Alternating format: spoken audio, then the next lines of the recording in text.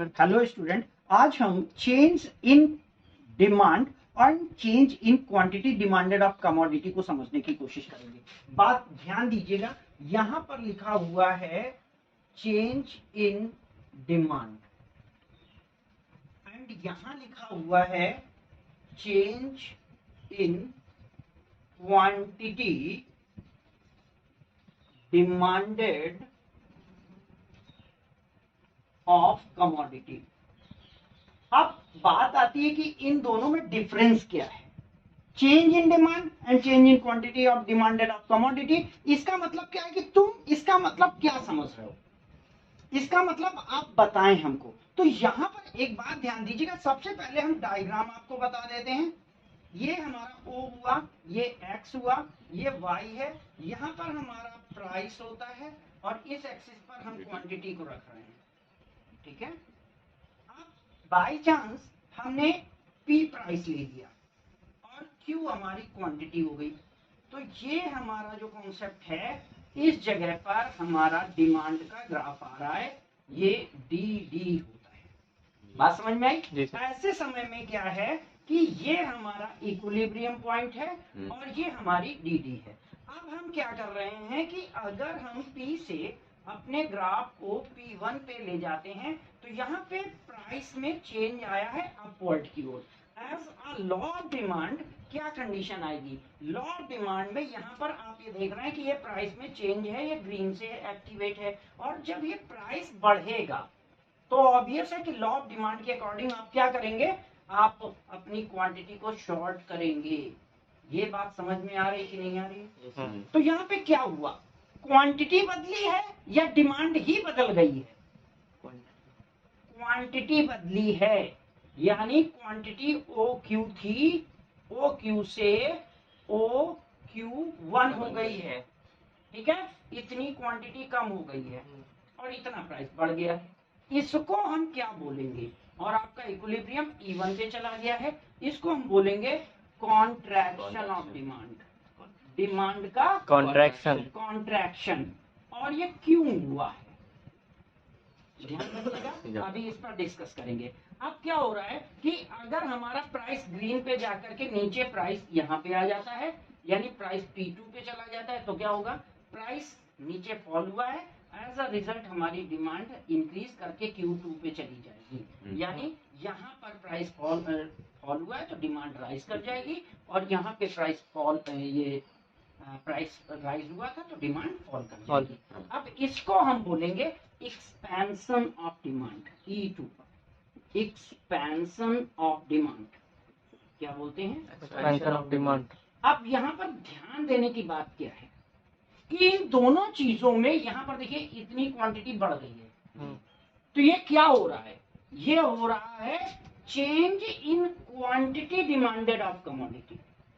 Remember always, ये क्या है, change in quantity demanded of commodity, और इसका रीजन क्या है, इसका रीजन है प्राइस चेंज। प्राइस में चेंज होने के कारण कॉन्ट्रैक्शन एंड एक्सटेंशन आएगा। क्लियर? Yes. और इसको हम बोलते क्या हैं, इसको हम बोलते हैं मूवमेंट अलोंग डिमांड कर्व। क्या बोलते हैं, मूवमेंट अलोंग डिमांड कर्व। यानी एक ही डिमांड कर्व में क्या हो रहा है, हमारे पॉइंट बदल रहे हैं, ठीक है। ये बात समझ में आ रही है नहीं? अब इसी से ठीक अपोजिट हम इस तरफ आएंगे जहां पे चेंज इन डिमांड हो रहा है। चेंज इन डिमांड के लिए हम फिर से एक डायग्राम बनाएंगे, ये डायग्राम O X Y, यहां से यहां पर ये प्राइस, ये Q, ये क्वांटिटी हो गया, प्राइस हो गया। यहाँ पे हमारा इस Y एक्सिस पर प्राइस है और इस एक्सिस पे हमारी क्वांटिटी। अब ये बात समझ में आ रही है कि नहीं आ रही है? अब हो क्या रहा है कि इस स्थिति में आप देखिए कि हमारा डायग्राम ये बन रहा है, जैसा पहले है वैसा। अभी समझ में बात आ रही कि नहीं आ रही? अब अगर कोई फैक्टर चेंज आ रहा है, पहले तो आप प्राइस का चेंज करके देखिए, क्या प्राइस में जब चेंज होगा तो इस डिमांड कर्व पे कोई असर नहीं आएगा, क्योंकि प्राइस के चेंज होने से यहाँ पर असर नहीं आना है, प्राइस का चेंज का असर हम देख चुके हैं। तो अगर प्राइस चेंज होगा भी तो प्राइस चाहे अप जा रहा है, प्राइस चाहे डाउन जा रहा है, हमारा जो डिमांड कर्व है वो parallel to the Y axis है। ये डिमांड कर्व यहाँ पे फॉलो हो रहा है। बात समझ में आ रही नहीं आ रहा है? ये वाला डिमांड कर्व नहीं रहता है। अच्छा। इस वाले में ये वाला डिमांड कर्व रह रहा है, यानी प्राइस के फॉलो होने पर हमारा E1 और E2 पे सेम क्वांटिटी परचेज हो रही है, क्वांटिटी में डिफरेंस नहीं आ रहा है। बट अगर हमारे फैक्टर्स में डिफरेंस आ जाता है, suppose taste and preference change हो जाता है, टेस्ट पॉजिटिव चेंज हो जाएगा तो क्या हो जाएगा? मान लीजिए कि इस ओपी प्राइस पर ओक्यू आप डिमांड कर रहे थे, बट आपका टेस्ट चेंज हो गया, वो चीज और अच्छी लगने लगी, तो डिमांड क्वांटिटी पर खरीदेंगे, तो डिमांड क्वांटिटी हम बढ़ा देंगे ना, और ये बढ़ेगी कहाँ पर? सेम प्राइस पर बढ़ेगी। प्राइस का लेवल सेम है ना। अगर ये चीज हमको नहीं पसंद आती है तो क्या होगा? हमारी quantity demanded of commodity short हो जाएगी, है ना। तो ये क्या हो गया? चेंज इन डिमांड, क्योंकि तीन डिमांड कर्व बन गए, एक ये डिमांड कर्व, एक ये डिमांड कर्व और एक ये डिमांड कर्व।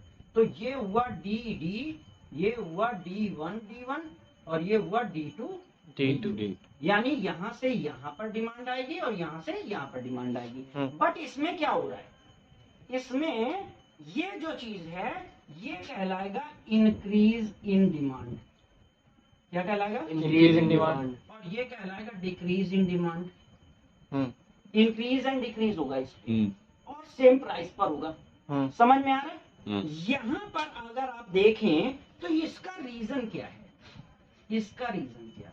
फैक्टर। इसका रीजन है फैक्टर चेंज।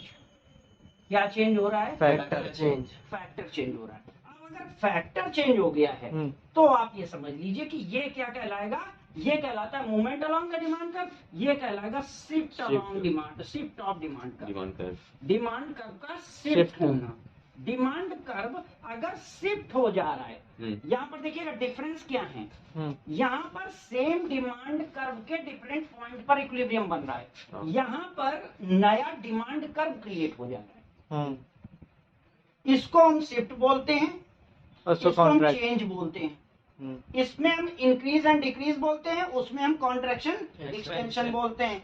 एक्सपेंशन या एक्सटेंशन कुछ भी बोल सकते हैं। और यहाँ पर ये बात ध्यान रखनी है कि ये होगा लेफ्टवर्ड, ये हुआ लेफ्टवर्ड, राइटवर्ड, और ये होता है अपवर्ड और डाउनवर्ड। ये हो रहा है अपवर्ड और डाउनवर्ड हो रहा है डाउनवर्ड। तो ये चीज आपको हमेशा ध्यान रखनी है कि अगर फैक्टर के चेंज के कारण कोई डिमांड में डिफरेंस आएगा तो वो चेंज इन डिमांड होगा, और अगर प्राइस के कारण कोई चेंज आएगा तो वो change in quantity demanded of commodity होगा। अब वहां पर बोर्ड एग्जामिनेशन में क्या चीज आएगी पता है आपको? आपसे पूछा जाएगा कि आप कॉन्ट्रैक्शन और डिक्रीज इन डिमांड में डिफरेंस बताइए। Contraction and decrease in demand क्या बोला है? कॉन्ट्रैक्शन और डिक्रीज इन डिमांड। तो उसके इस वाले पोर्शन को और इस वाले पोर्शन को आपको डिस्कस करना है। और अगर एक्सटेंशन और इंक्रीज में अंतर पूछे तो इस वाले और इस वाले पोर्शन को करना है। दोनों चीजें समझ में आई कि नहीं है? ये ध्यान रखना, change in quantity demanded of commodity किसके द्वारा होगा? एक मिनट देख लीजिए, फिर से समेकन कर देता हूं। Change in quantity demanded of commodity हमेशा प्राइस के रीजन के कारण होगा, जबकि सिर्फ change in demand factor change के कारण होगा। फैक्टर में पॉजिटिव चेंज भी आ सकता है, निगेटिव चेंज भी आ सकता है। जब हम चेंज इन डिमांड की बात करेंगे तो ये शिफ्ट इन डिमांड कर्व कहलाता है, जबकि अगर हम change in quantity demanded of commodity की बात करेंगे तो ये movement along the demand curve कहलाता है। अब movement along the demand curve दो तरीके का होगा, कॉन्ट्रैक्शन ऑफ डिमांड जिसमें डिमांड घटेगी, एक्सटेंशन ऑफ डिमांड या एक्सपेंशन ऑफ डिमांड जिसमें डिमांड बढ़ेगी। बट हम कॉन्ट्रैक्शन और एक्सटेंशन तभी कहेंगे जबकि आप किसी प्राइस के कारण चेंज पा रहे हैं। और यहाँ पर आप देखेंगे, इस तरफ जब आएंगे तो आप देखेंगे कि यहाँ पे प्राइस रिमेनिंग कांस्टेंट है और फैक्टर्स गॉट चेंजेस। तो फैक्टर के बदलने के कारण डिक्रीज और इंक्रीज Increase होगा। होगा। इसे लेफ्टवर्ड राइटवर्ड कहा जा सकता है और इसमें शिफ्ट इन डिमांड कर्व होता है। इसमें चूंकि नया डिमांड कर्व बन जाता है इसके कारण इसको चेंज इन डिमांड कहते हैं। और यहाँ पर सेम डिमांड कर्व पे क्वांटिटी चेंज होती है, इस कारण इसको change in quantity demanded of commodity कहते हैं। Thank you.